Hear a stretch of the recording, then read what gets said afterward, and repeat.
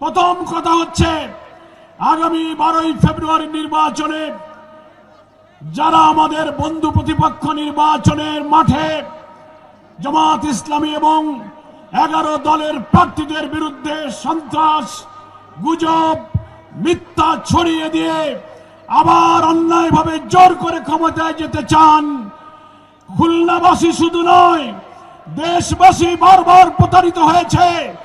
দুর্নীতি, চাঁদাবাজি, ভিন্নমতের দমন, বিচারালয়কে হস্তক্ষেপ করে কর্তৃত্ববাদী শাসনের সাথে যাদের সম্পর্ক ছিল বাংলাদেশের মানুষ আর তাদের কখনো গ্রহণ করবে না।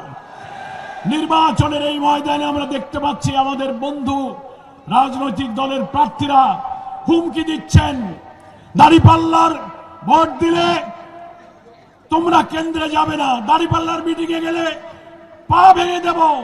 হিন্দু সনাতন ধর্মের ভাইদেরকে হুমকি দেওয়া হচ্ছে, দাঁড়িপাল্লার পক্ষে দিলে তোমাদেরকে দেখিয়ে দেওয়া হবে। মা বোনদেরকে, মহিলাদের গণসংযোগ মিটিংয়ে গেলে তাদেরকে লাঞ্ছিত করা হচ্ছে, হামলা করা হচ্ছে। আমরা বলতে চাই যারা মায়েদের গায়ে হাত তোলে তাদের কাছে মায়েদের জানমাল নিরাপদ নয়। যারা চাঁদা আদায় করার জন্য পাথর দিয়ে মানুষ মারে তারা কখনো মানুষের নিরাপত্তা দিতে পারে না। ক্ষমতায় যাওয়ার আগে ঘাট দখল, বাস স্ট্যান্ড দখল, বালুঘাট দখল, ফেরিওয়ালা বাদাওয়ালার কাছ থেকে যারা চাঁদা নেয়, হিন্দুদের বাড়িঘর দখল করে, তারা কি করে মানুষের নিরাপত্তা দেবে? ফলে 11 দল জামাত ইসলামী সহ আমরা অঙ্গীকার করেছি 54 বছরের শাসনে সবাই দুর্নীতি করেছে, দলীয়করণ করেছে, অর্থনীতিতে লুটপাট করেছে, ভিন্ন মতকে দমন করেছে, ন্যায় বিচারকে ক্ষতিগ্রস্ত করেছে। আমরা ইসলামী চেতনা, মুক্তিযুদ্ধের চেতনা, জুলাইয়ের চেতনা ধারণ করে সংগ্রামী নেতা ডক্টর শফিকুর রহমানের নেতৃত্বে একটি নতুন বাংলাদেশ আমরা গড়ে তুলব, একটি মানবিক বাংলাদেশ গড়ে তুলব, যে বাংলাদেশে ক্ষুধা, দারিদ্র, নিরন্ন, অন্নহীন, বস্ত্রহীন, ক্ষুধার্ত মানুষের হাহাকার থাকবে না, ইনসাফপূর্ণ বাংলাদেশ প্রতিষ্ঠিত হবে।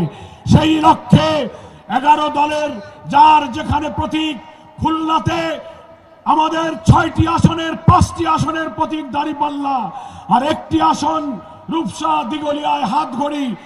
আমরা এই সব প্রতীকে ভোট দিয়ে 11 দলের প্রার্থীকে আমরা বিজয়ী করব।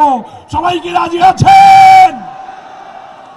প্রিয় ভাইরা, খুলনাবাসীর পক্ষ থেকে আগামী দিনে বাংলাদেশ রাষ্ট্রের যিনি নির্মাতা হবেন তার দৃষ্টি আকর্ষণ করে কয়েকটি দাবির কথা আমি আমিরের জামাতের বিবেচনার জন্য পেশ করছি।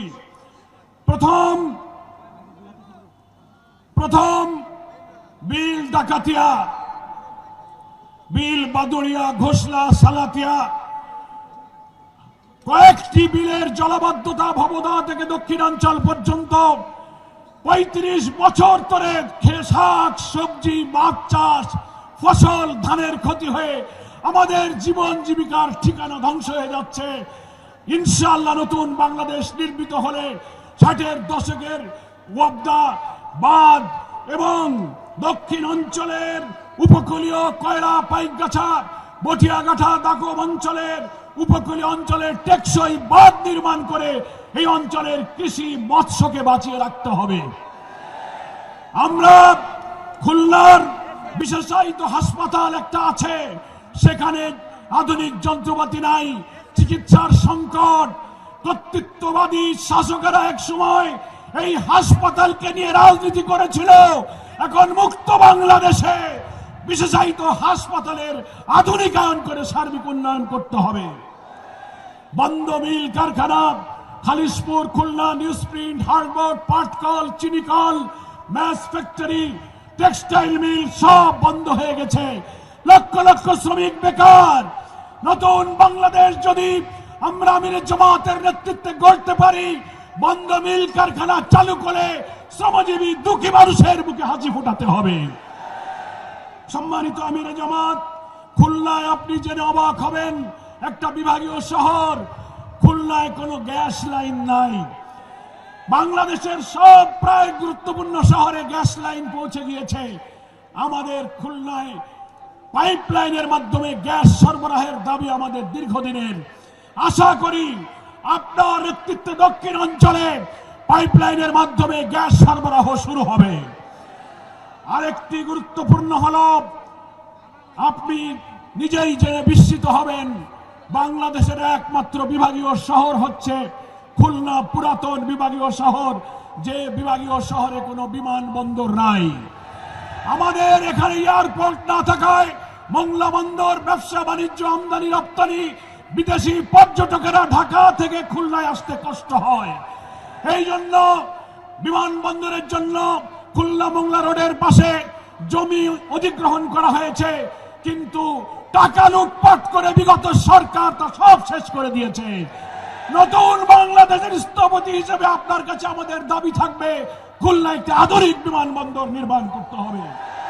সর্বশেষ, সুন্দরবন হচ্ছে একটি ওয়ার্ল্ড হেরিটেজ, এটাকে আধুনিক পর্যটন কেন্দ্র বানিয়ে বিশ্বের পর্যটকদেরকে আকর্ষণ করার মতো এই সম্পদকে বাঁচিয়ে রাখার জন্য আপনার নেতৃত্বে বাংলাদেশের মানুষের গণ আকাঙ্ক্ষার সরকার আশা করি পদক্ষেপ গ্রহণ করবে।